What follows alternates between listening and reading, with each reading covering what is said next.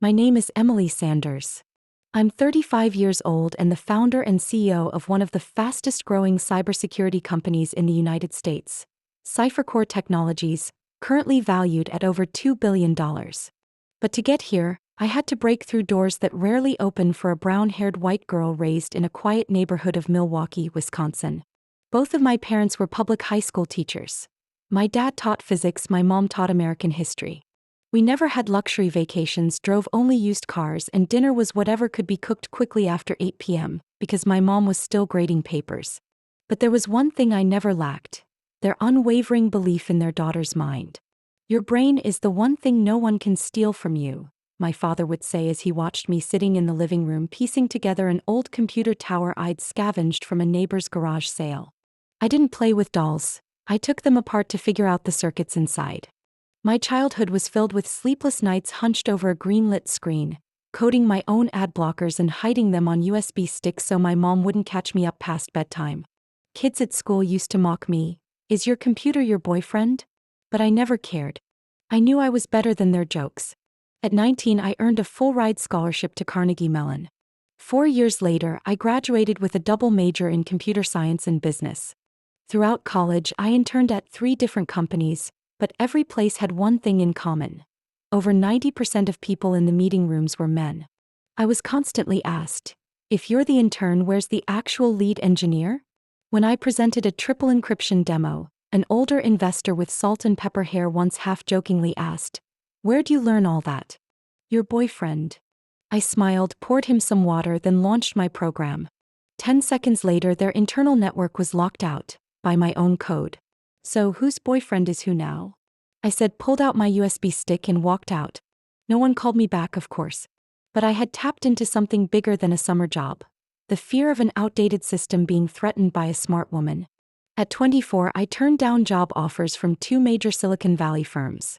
I knew I'd be a tool, not a builder. I needed to create something of my own.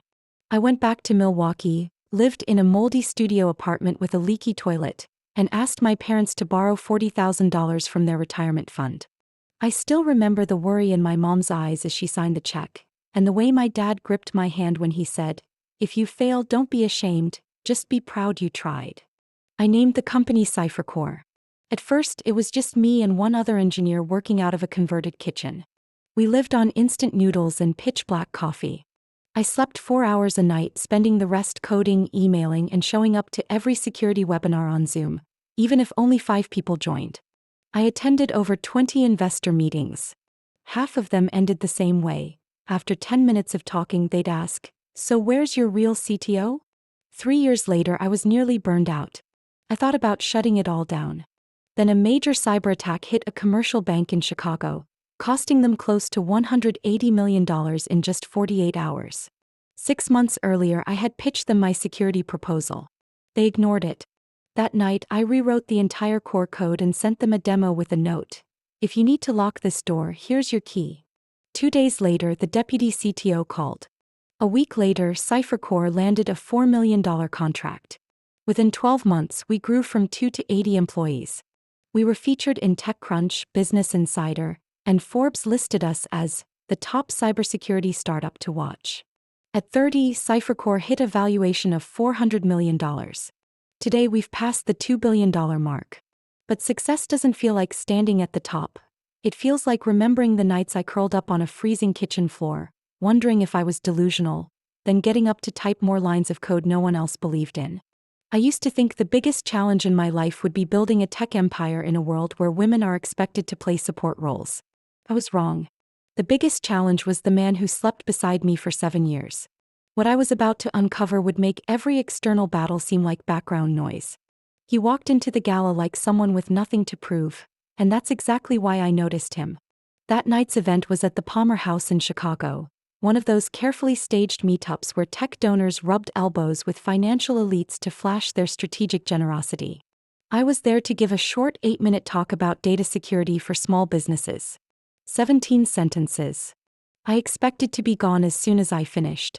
Ryan Callahan was never supposed to be part of that evening. He stood near the bar wearing a slightly rumpled tuxedo as if he'd walked 2 blocks from a parking garage. He wasn't trying to impress anyone. He wasn't orbiting the flashy crowd snapping selfies with the guy who had IPO'd last week. As I walked by, he tilted his head and asked, without introducing himself, "What's your take on VC firms' data privacy policies?" I paused. No one opens a gala conversation like that. I smiled. I think they're written to reassure, not to enforce. Exactly, he replied without hesitation. I represent a client pulling out of one for that very reason. You're a lawyer? Specialize in asset management during complex divorces. Not a cheerful gig, but someone's gotta stay clear-headed. Sounds like your job is to unmask fairy tales. And you? I build protocols to hide the truth, until the truth needs to come out. We both laughed. He ordered me a bourbon, my favorite, and somehow knew the exact style I usually drank. Everything after that moved faster than I normally allowed. Ryan wasn't like anyone I had ever dated. He didn't show off, didn't ride my coattails, didn't shrink me so he could feel taller. We took foggy night walks along Lake Michigan. He told me about his mom, a single nurse raising 2 boys in Indiana. I shared stories about nights spent sleeping on the couch beside my workbench, while servers I built from scratch started their first test runs. No promises, no big talk, just silence that felt understood. 6 months later, he knelt under a gaslight post in Lincoln Park. The one I once told him made me feel safe. The ring wasn't a blinding diamond, but a soft gray sapphire set in a simple white gold band. The one thing I never want to hide from the light is you, he said. I nodded without hesitation. We got married in Vermont with just around 60 guests. No journalists. No classical orchestra. Just friends, family, and real laughter. Ryan moved in with me to the modern villa in North Shore, the home I bought after CipherCore hit its first $100 million in revenue. Everything seemed to click. I handled the tech and operations. He helped negotiate major contracts, an unofficial but experienced legal advisor. Endless board meetings became bearable thanks to his sharp negotiation skills. He knew I hated small talk, so he did the networking. People in the industry joked that CipherCore had a power duo built to win. We went to Italy in the fall, zipping around Florence on a rented Vespa.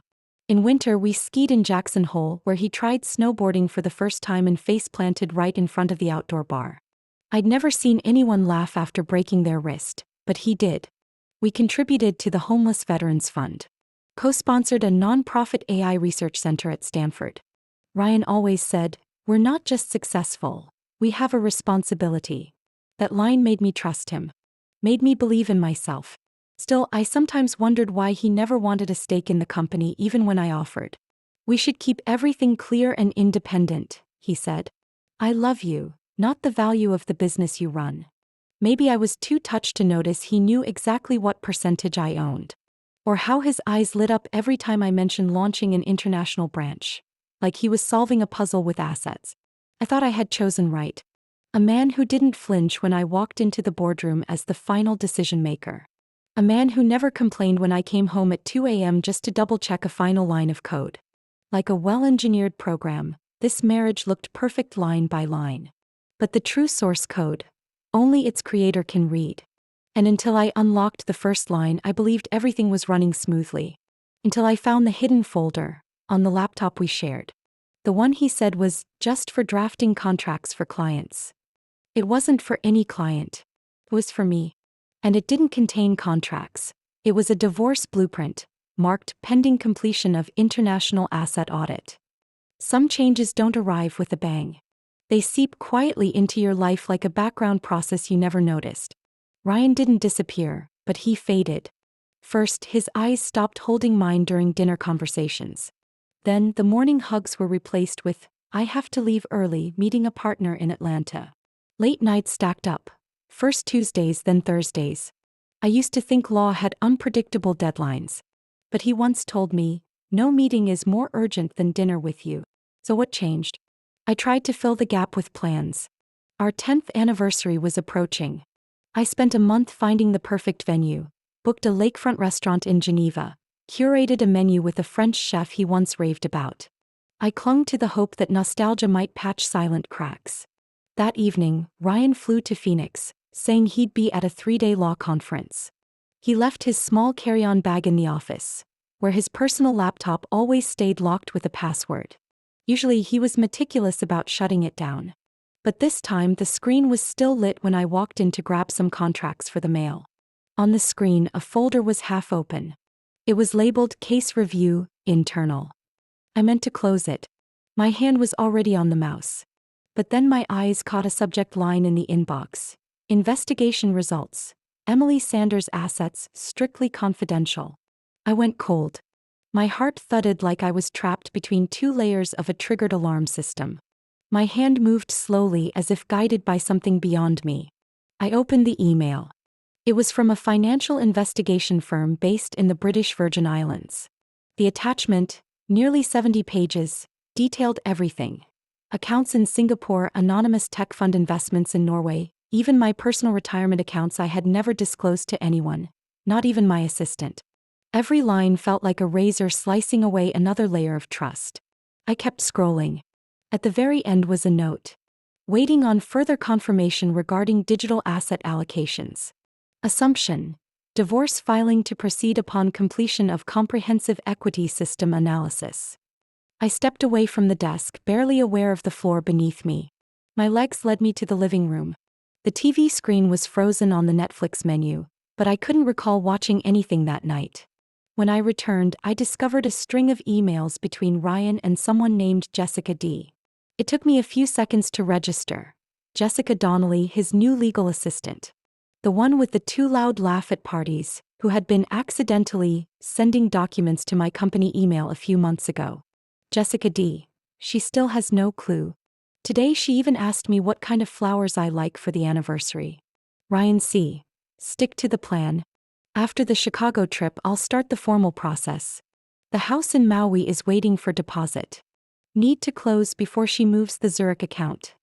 I bit my lip until I tasted blood. It wasn't jealousy. It wasn't about the physical betrayal. It was the calculation. The affection I once believed to be genuine had turned out to be a controlled experiment to optimize his investment strategy. I kept reading like someone caught in a storm. One final attachment. Draft divorce papers. Scheduled to file after June 14th. My name was right at the top, next to the line. Requesting division of assets based on indirect contributions to the growth of CipherCore. Indirect contributions? He had never set foot in my office. Never joined a single meeting. Never written a single line of code. But in his master plan, I was the golden goose and he was entitled to half the eggs just because he fed me an illusion. I curled up on the cold hardwood floor. Rested my head on the shirt he'd left draped over the sofa. The familiar cologne on the collar hit me like a slap, mocking every ounce of safety I once clung to. Around 3 a.m. I grabbed my phone and typed one message. Mark, I need to see you. Not at the office. No one can know. Mark Houston, CipherCore's CFO and a friend since college. He once told me if I ever ran into trouble, call him before it became trouble. I had never done that until tonight. I stayed there until daylight. When the sun filtered through the windows, I was no longer the Emily Sanders from the night before. She had died along with the illusion of a happy marriage. The person rising from that floor was no longer Ryan's wife. She was someone about to teach him the most painful lesson of his life. Never underestimate a woman who built her empire from the rubble. I flipped the kitchen light on at 6 a.m., not even sure how I was still breathing. The sleepless night passed without a single tear, just a numbness like the oxygen had been drained from my body. I opened the fridge, reached for the almond milk, then set it down. I couldn't swallow. My hands trembled. My heart felt frozen. My thoughts blurred among facts too sharp to ignore. Ryan had crafted a detailed plan. One designed to push me out like a majority shareholder quietly removed from a boardroom. Me, a cybersecurity expert who once uncovered malicious code in a European defense network, had let the mole sleep beside her for nearly a decade. I wanted to smash something. But the house was too quiet. The kind of quiet that lives in things not yet broken, but no longer whole. I stepped into my office and stared at my own computer. 2 large monitors glowed with system graphs and encryption test files. Everything still ran as if nothing had happened. Only I wasn't the same. I opened a window. The cold wind slapped my face. Sharp like the sting of pride stripped bare by betrayal. The phrase hit me hard. He's been watching me. The thought burst into my mind, clear as if someone had whispered it aloud. I talked too much in this house. Video calls with my strategic advisor. Phone conversations about offshore holdings. Contract discussions whispered in the kitchen, thinking I was in a safe space. There had to be a device. Malware. I blinked, turned to my personal laptop on the dining table. It had been sluggish for months, but I assumed it was just software updates. The biggest mistake a security expert can make is ignoring her gut in favor of routine. I pulled the hard drive and plugged it into the company's isolated analyzer. The monitoring software had been slipped in through a system update. It recorded keystrokes, took random screenshots, and silently transmitted data to an offshore server. That server was linked to an IP address in a rented apartment downtown Boston, where Jessica used to live before relocating to Chicago. I froze. He hadn't just betrayed me emotionally. He'd mined me like a data source. The man who touched my skin every night, laughed in the kitchen while I cooked his favorite dish, had embedded spyware into my home network. Ryan Callahan wasn't just my husband. He was now an active security threat. A new pulse formed in my brain. Counter-Strike. I changed clothes, washed my face, downed half an espresso, and drove to a small cafe about 40 minutes from CipherCore HQ, where Mark was already waiting in a booth tucked behind the oven. His face turned pale as I spoke. He didn't interrupt, just nodded slowly as if confirming suspicions he hadn't dared voice. "Emily," Mark said quietly, his voice raspy, "3 months ago I received a strange request from an authorized account, asking for details about the Zurich subsidiary structure. I assumed you were planning an international tax strategy." I stayed silent. My breathing quickened. "Who sent the request?" He pulled out his phone and opened the email. It came from an account with Tier 3 backup access. "Only 3 people have that, you, me, and Ryan." I didn't need to hear more. We spent the next 3 hours mapping out the entire asset network. Subsidiaries in Delaware, venture funds in Hong Kong, and digital assets worth over 9 figures dispersed across cold wallets globally. Ryan thought he had it all figured out, but he forgot one thing: I never played chess. I built networks. We need a separate team. "No one from inside CipherCore," I said firmly. Mark nodded. "I know someone who can help." 3 p.m. that day, inside a temporary office on the 33rd floor of the Harbor East building, I met with 3 people.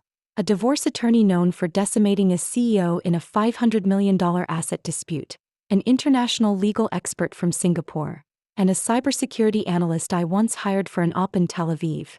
He cracked a triple-layer blockchain encryption system in under 11 hours. I laid everything out, nothing dramatized, nothing omitted. They didn't ask many questions. Just listened in silence. Then the attorney, Margaret Doyle, put her pen down and tapped the table. "If you want me to take this on, I need one promise." "I'm listening." "No panic. Every asset protection move must be disguised as legitimate business strategy. If he senses you know before we're finished, we lose our edge." I looked her straight in the eyes. "No one's panicking. I'm doing what I've always done, patching a breach before it's exploited." Margaret's eyes flashed with approval. "Then let's begin." On the way home, I glanced in the rearview mirror. The face staring back at me wasn't the woman who had curled up on the floor that morning. The anger had converted into fuel. Every cell in my body had switched into combat mode. Quiet, focused, and accurate down to the last millimeter. 8 a.m. the next morning, I sat in a conference room on the 6th floor of a nameless building, leased under a shell marketing company. Frosted windows, drawn curtains, private Wi-Fi. Nothing connected to any device ever inside my home. In front of me sat 5 people. Each one held a key part of the full-scale counter-strategy. Margaret Doyle, the seasoned divorce lawyer; Mark, the CFO and the only friend I'd kept after the marriage; Katrina, an international legal expert who'd worked with the IMF; Scott Delaney, a personal financial advisor with cross-border structuring experience; and Linh Vu, a Vietnamese-born cybersecurity engineer, an absolute genius in digital defense. I didn't waste time. I laid out the facts and objectives, then ended with one sentence. "We have 7 days." No one asked why 7. Margaret was the first to look up. "He's going to file after the anniversary trip. That means the 14th. Mark had already prepped a CipherCore asset map with all current subsidiaries and the expansion plan for the Asian market I drafted 4 months ago. "I propose we accelerate the Singapore branch." Reason: Sudden spike in regional competition. All digital asset transfers and IP rights realignment must run through the Delaware parent before restructuring the global IP framework. This would be classified as a legal expansion initiative? Katrina asked, typing notes nonstop. Absolutely. Licensing is in place. The plan was board approved in February. We just fast-track the timeline, Mark replied.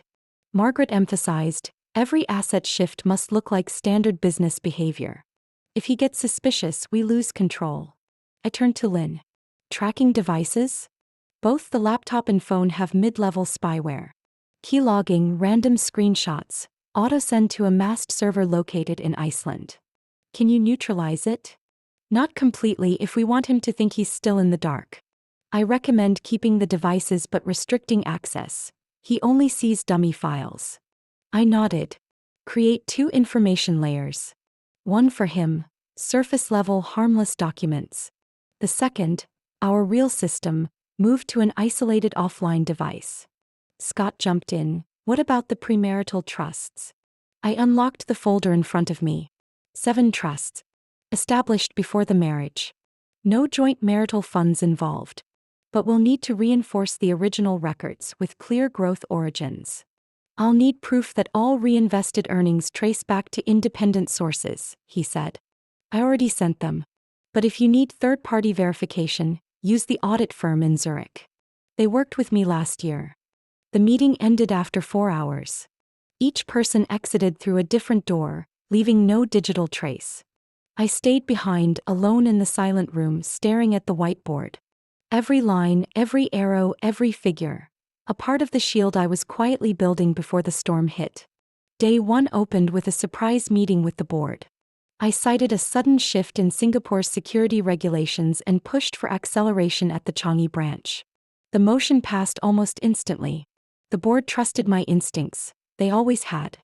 That afternoon, I signed 3 official transfers of intellectual property to the Delaware subsidiary, the entity that had held the core algorithm IP since before my marriage. Everything moved through formal channels, meeting minutes recorded, legal counsel present.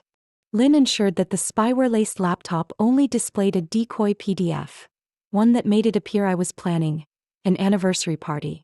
That night I called Ryan. His voice floated light and breezy like nothing was wrong. You're still keeping the location a secret, right?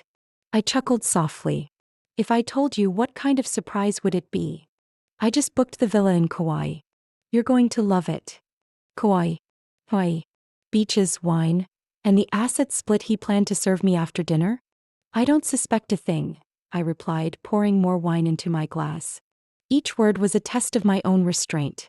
Days 2, 3, and 4 passed in tight formation. Auditing all separate assets, compiling growth history, notarizing old equity transfer contracts from CipherCore's founding year. Every time I stepped out, I left behind the monitored laptop, open to Pinterest boards filled with anniversary cake ideas and white orchid arrangements. The exact ones Jessica had casually asked me about weeks ago while pretending to be friendly. On day 5, I asked Lynn to rig a fake audio call between me and a supposed investor from Dubai. A recorded conversation played in the house, just in case Ryan had planted audio surveillance. The content: I declined expanding the company beyond North America, saying I wanted to focus on my personal life. Later, Margaret smiled. A perfect feint. Let him believe you're shrinking your scope, not shifting it. On day 6, I went to the bank for one reason only: to transfer all my non-business personal assets, including real estate, private savings accounts, and gifts from my parents, into an independent trust co-managed by me and a non-profit organization. Ryan couldn't touch anything outside the marriage.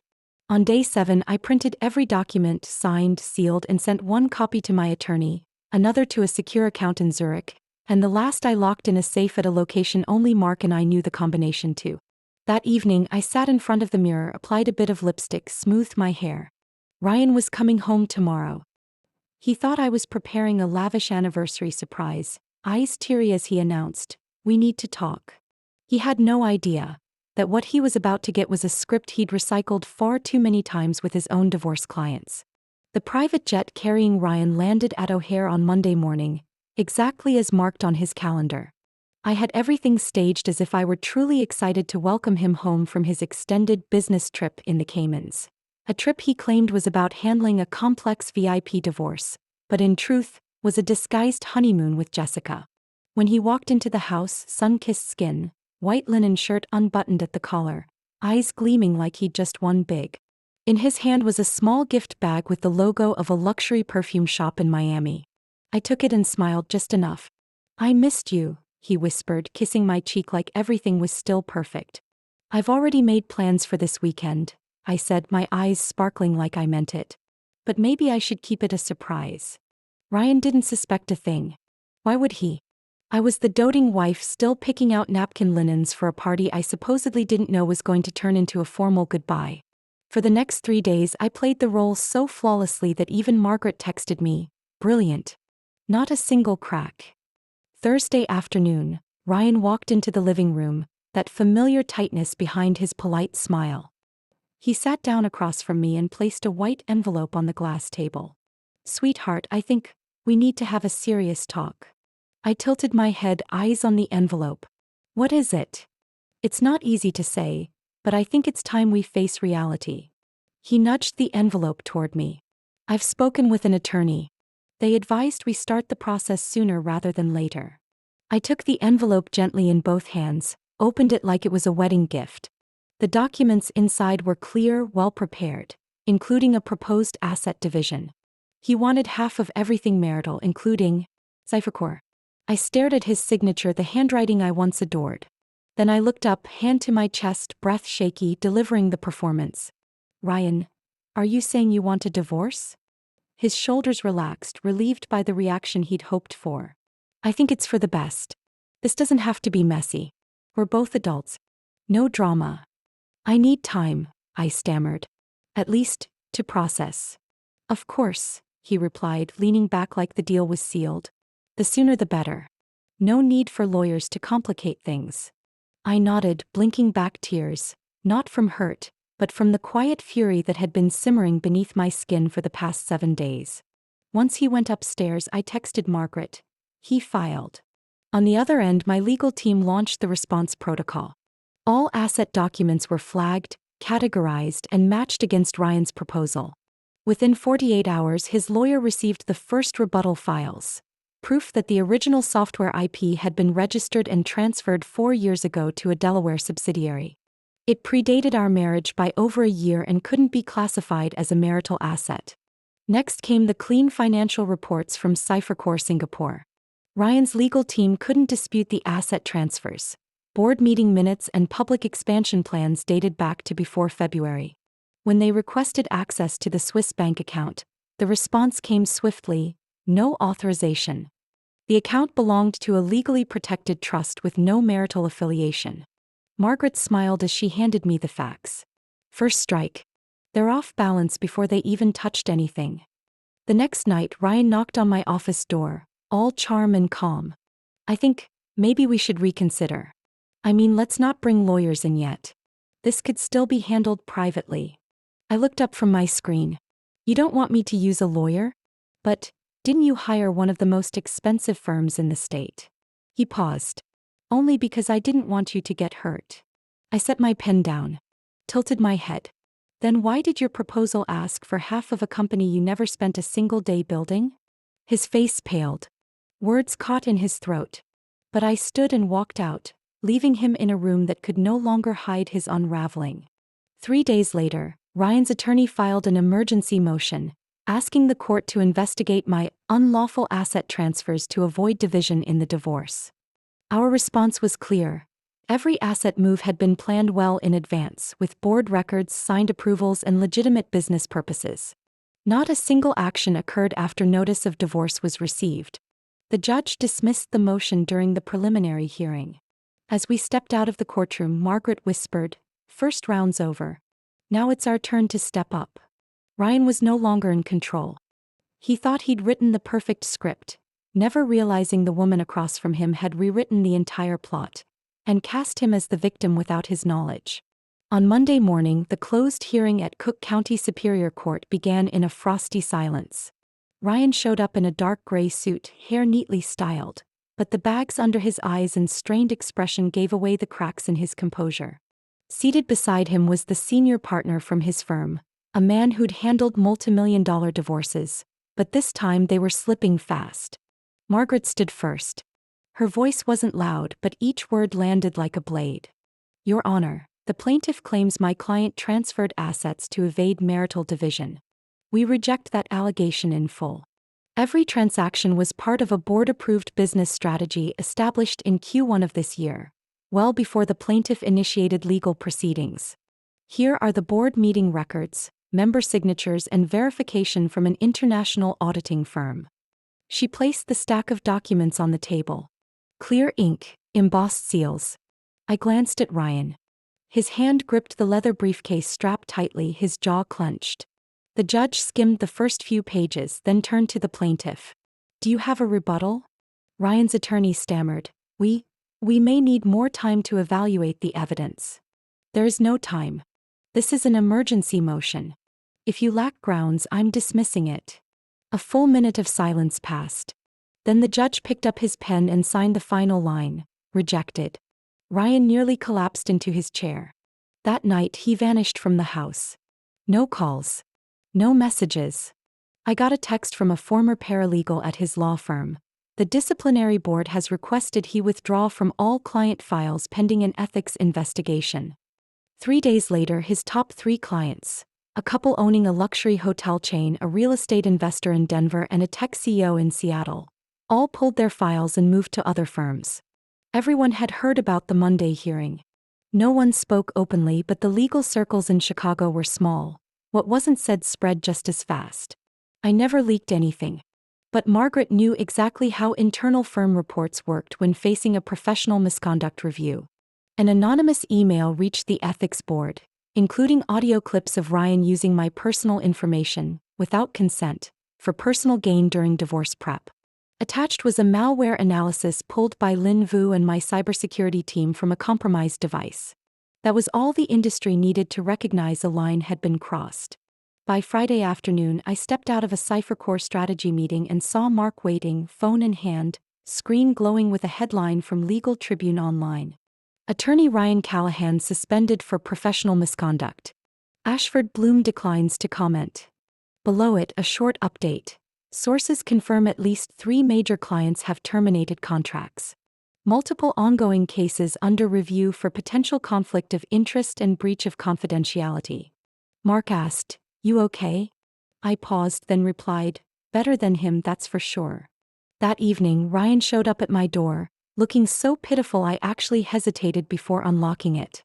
Shirt wrinkled, tie crooked, eyes bloodshot. "I just want to talk," he mumbled, avoiding my gaze. I leaned against the doorframe. "Talk about what?" About how this maybe went too far." He reached out, like trying to retrieve something already shattered. But all he was clinging to was an illusion. "Jessica left me," he confessed, voice cracking. "She said there's no point sticking around if there's no Maui project anymore." I almost laughed. Not out of spite, but because the blunt truth of his words laid bare everything I'd ever suspected. "You should go," I said quietly. "The divorce you wanted is already underway. Just as you scripted it. Except for one thing, you're no longer the lead." He lingered a moment longer. Then turned away, his hunched figure walking off like a man shouldering a sentence not written on any court document. I shut the door and took a deep breath. The house felt quiet again, but different. No longer a vault of secrets, now a stronghold I'd defended and won. Ryan Callahan, the man who thought he could carve out half a tech empire with a premeditated divorce filing, now stood in the ashes of his own scheme. One battle was over. But I still had a few final moves left, to make sure he didn't crawl out of this failure by playing the victim. Because manipulators always try to flip the script, unless you keep your guard up. And I never let mine down. One April morning, I stepped out of my attorney's office in the Loop. The divorce paperwork had been signed, sealed, and finalized with a settlement that couldn't have been more favorable, at least for me. CipherCore remained entirely under my ownership. No one could touch the structure of my premarital assets, and not a single share had to be relinquished. The real estate in my name, including the house in Evanston, 2 condos in Manhattan, and the hillside villa in Santa Barbara, stayed intact. International investment funds, digital accounts, personal trusts. All untouched. Ryan withdrew in silence. No more threats, no further negotiations. He vanished. From the legal world, from the city, from every social circle I'd ever known. I didn't throw a party. No champagne. No cheap good riddance celebration. I simply called a car, went home, and lay down on the living room floor. The cool hardwood pressed against my back. Sunlight poured through the glass, draping over me. Everything was so still I could hear my own heartbeat. After everything, the thing I wanted most was peace. 3 weeks later, I returned to the office. CipherCore was preparing for its next development phase, integrating AI defense systems into cybersecurity architecture for hospitals and medical centers. It was a deeply humanitarian project, but what struck me wasn't the technology. It was the reaction of a woman who attended our product pilot seminar in Cleveland. She looked about 40, walked up to me after my talk. "I didn't understand all the terms you used," she said, "but is there a way women like us can learn how to protect the money we earn? The men at home know how to hide it and we don't know how to keep it." That question haunted me all the way back to Chicago. Not because it was unfamiliar, but because it was so painfully real. I had made millions and nearly lost it all just because I put my trust in the wrong place. How many others had no high-powered lawyers, no tech team, no one to stand by them when everything collapsed? I called Mark and asked to meet at our usual cafe in River North. Before the coffee even cooled, I'd shared the whole idea: to create a nonprofit focused on financial education for women, especially those navigating or about to navigate financially murky relationships. The foundation would be called the Ledger Project, a play on both accounting books and transparency. I invested $20 million from CipherCore's undistributed profits into it. No handouts, no viral videos. Just solid workshops. Basic finance, contract literacy, independent asset management, and strategies for protecting personal interests in marriage or divorce. Every session designed as a toolkit, not just theory but real actionable steps. At the launch event, I gave a brief speech. No mention of Ryan. No divorce details. I said only this: knowledge is the strongest shield. If someone's taken your love, your trust, or even your dignity, your finances might still be the ground you can rebuild from, stronger than ever. Afterward, there were hugs. Some just shook my hand and whispered, "Thank you for speaking up." Alongside these social projects, I started therapy. Not because I felt weak, but because I wanted to understand how a woman capable of identifying global financial system flaws could miss glaring gaps in her own personal life. My therapist's name was Grace. She didn't talk much, but when I told her about discovering the emails between Ryan and Jessica, she asked, "What made you angriest in that moment?" I thought for a while, then said, "It wasn't the betrayal. It was that I believed I was too smart to be fooled." She nodded. "You're hurt by the betrayal, but you blame yourself because your faith in your own judgment wavered. We'll work through both." Therapy lasted longer than I expected. Some sessions were silent. Some ended in tears. But then, on a sunny day in June, I met Michael. He was from Northwestern University in the neuroscience department. We met at a panel on applied AI in healthcare. He wore simple clothes, round glasses, spoke a bit absent-mindedly, but had a warm, patient voice. We talked about a machine learning algorithm. When I introduced myself, he said, "Oh, you're the CEO of CipherCore? I've read some articles, but honestly, I can't keep up with that field." Strangely enough, for the first time in years, I felt I could talk without putting up walls. No one was measuring my worth with a balance sheet. We saw each other again at a university walk along Lake Michigan. Then came coffee, books, and long conversations about everything except profits or contracts. He never asked how much I earned. Never once said, "Is your company going public yet?" Instead, he asked whether I preferred the scent of cedar wood or oak, and why I always chose the window seat at cafes. I didn't rush in. I kept my boundaries. But with every conversation, I felt myself unfolding, bit by bit, layer by layer, in a way I hadn't thought possible again. In the end, what remained wasn't revenge or legal victories. It was the feeling of being fully in charge of myself, both mind and heart. Strength isn't about avoiding pain. It shows up most clearly when you rise, walk through it, and keep your dignity intact. Emily's story stands as a testament to rebirth through devastation. Not only did she safeguard the empire she built with her own hands, She transformed betrayal into the fuel for a greater mission, empowering thousands of women who've suffered in silence. She didn't win through noise or spite, but with steely calm and a success so undeniable it left her betrayer no path back. What do you think about how Emily faced betrayal and reclaimed control of her life?